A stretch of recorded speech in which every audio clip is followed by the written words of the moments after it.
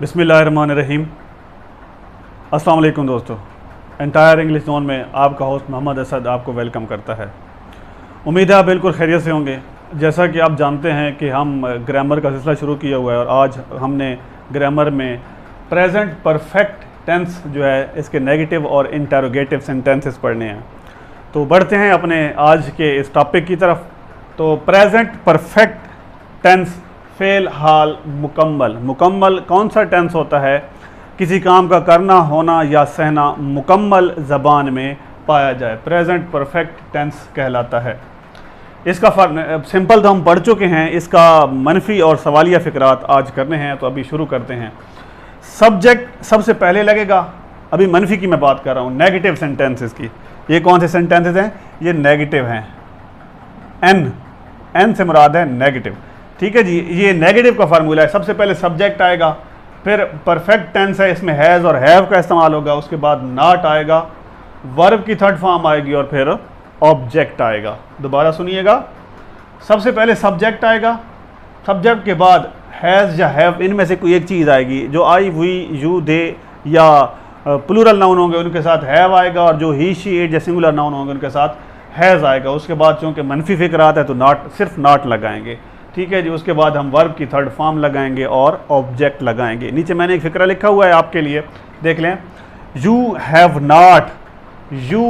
Not written the novel. You ये subject है, have, you के साथ चूँकि हैव लगता है तो मैंने यहाँ पे हैव लगा दिया है। नॉट, ये नॉट, ठीक है जी, और वर्ब की third form write, wrote, written the novel, object. You have not written the novel. He has not reached home, वो अभी घर नहीं पहुंचा है। I have not drunk the water, मैंने पानी नहीं पिया है। चुका है, चुकी है, चुके हैं, या है, ये है, छोटी ये है या बड़ी ये हैं, ये सारे सेम ही हैं। ठीक है जी, यही टेंस है।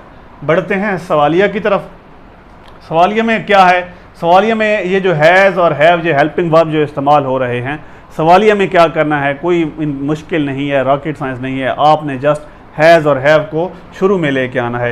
ये हैज़ और हैव शुरू में आ गए, उसके बाद आपने सब्जेक्ट लगा देना है, उसके बाद वर्ब की थर्ड फॉर्म लगी हुई है, बिल्कुल सेम है। यहाँ से क्या किया, ये जो था यहाँ पे हमने फार्मूला चेंज किया और हैज़ हैव शुरू में आ गए। बिल्कुल जी, हैज़ हैव शुरू में आ गए, सब्जेक्ट आ गया, वर्ब की थर्ड फॉर्म और ये ऑब्जेक्ट आ गया। ठीक है, ये सवालिया मैं आपको पहले भी बता चुका हूँ।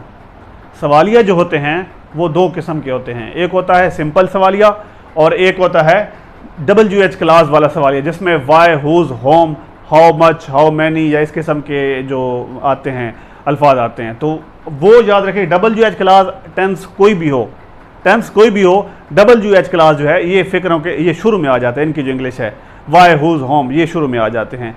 तो बहरहाल सिंपल सवालिया देखते हैं जी। हैज़ और हैव शुरू में लगाना है, उसके बाद सब्जेक्ट लगाना है, उसके बाद वर्ब की थर्ड फॉर्म लगानी है और फिर ऑब्जेक्ट लगाना है। तो ये देखें जी, हैज़ ही गॉन टू मरी, क्या वो मरी चला गया है?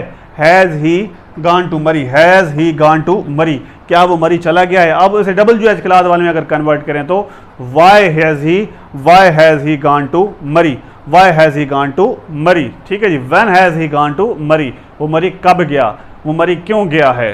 ठीक है जी, तो ये हमारे फ़िक्रात हैं, ये हमारा आज का टेंस है। इसमें एक और चीज़ मैं इजाफा कर दूं कि अगर बसाव का सवालिया मनफी भी हो जाता है।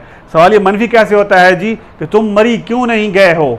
ठीक है जी, तो यहाँ पे अगर हम तुम मरी क्यों नहीं गए हो, यहाँ पे हम इजाफा कर देते हैं वाई का, चूँकि क्यों आ गया है। वाई हैज़, वो मरी क्यों नहीं गया है, चूँकि ही लिखे हुए तो हम वो कह देते हैं वो मरी क्यों नहीं। Why has he not gone to Murree, अगर सवालिया भी हो और मनफी भी हो, why has he not gone to Murree, वो मरी क्यों नहीं गया है।